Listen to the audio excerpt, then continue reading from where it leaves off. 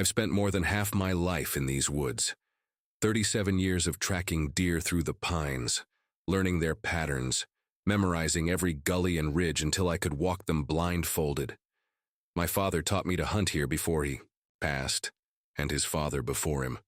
These mountains are in my blood, but last winter the woods showed me something they'd been keeping secret. It started on the morning of December 17th. I remember the date because it was my daughter's birthday, and I'd promised her I'd be back in time for cake. The cold had set in hard the night before, the kind of cold that turns tree sap to ice and makes old timbers groan like living things. 20 below zero when I left the house, with a wind that cut straight through my Carhartts. The truck barely started. The engine coughed and wheezed before finally turning over, the headlights cutting twin tunnels through the pre-dawn dark. I remember thinking that was strange. The battery was new, but I wrote it off to the cold. I didn't see another vehicle the whole drive up. Not at the gas station, not at the turnoff to the Forest Service road. Just me and the empty highway, the plows having left ridges of dirty ice along the shoulders. The trailhead parking lot was empty when I arrived. Fresh snow had drifted over any tracks from previous days. I suited up slowly, checking each piece of gear twice. The cold made everything harder. Buckles stiffened, zippers stuck, the metal parts of my rifle almost painful to touch. That's when I noticed the first wrong thing. My stand, the one I'd built myself 10 years back and reinforced every season, was gone. Not collapsed, not damaged. Gone. The tree it had been anchored to stood bare, the bark unmarked where the climbing spikes should have left scars. I walked circles around that oak for 10 minutes, convinced I'd gotten turned around. In the dark. But no. The bent birch marking the game trail was there. The rock shaped like a dog's head was where it always was. Everything was right except my stand. I nearly turned back then. Should have, in hindsight. But I'd promised my daughter venison for her birthday dinner, and I'd be damned if I'd come home empty-handed. So I picked a new spot, a thick cluster of white pines with good sight lines, and settled in to wait for dawn. The cold got worse as the sun came up.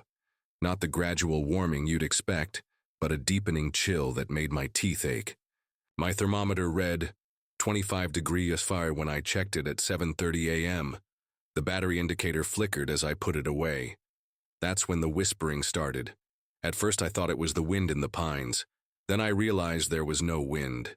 The air was perfectly still, the kind of stillness that comes before a storm. But the whispers continued, soft, sibilant sounds that seemed to come from everywhere and nowhere at once. I gripped my rifle tighter. 20 years ago, I'd have laughed at myself for getting spooked. But these weren't the woods I knew anymore. The first set of footprints appeared at 8:15 a.m.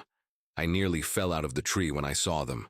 Perfectly formed boot prints in the fresh snow, leading straight to the base of my tree. No approach trail. No crunch of footsteps. Just footprints where no one had been. The coffee in my thermos had frozen solid by then.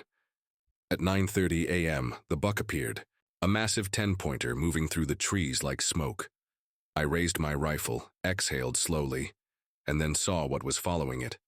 The shape moved on all fours at first, low to the ground like a stalking wolf. Then, as it passed beneath a gap in the trees, it rose, and kept rising until its head cleared the lowest branches. I didn't breathe, didn't blink, just watched as it turned its face toward my tree. There were no eyes, just smooth, unbroken skin where they should have been. The whispering became words then. You're in my stand. I don't remember climbing down. Don't remember running. Just the impact of my knees hitting the truck's running boards, my frozen fingers fumbling with the keys. The engine wouldn't turn over. In the rearview mirror, I saw it step from the tree line. 8 feet tall if it was an inch, its limbs too, long its movements all wrong. It didn't walk so much as unfold itself across the snow. The truck started on the third try. I left rubber on the road as I peeled out, not daring to look back until I hit the highway. They found my stand the next spring. Wedged 30 feet up in a different tree, the wood warped and blackened like it had been burned. The safety harness, still attached, The straps fused to the seat. The game warden said it must have been carried there by high winds. I didn't tell him about the footprints in the snow beneath it, or how they faced the tree. Waiting.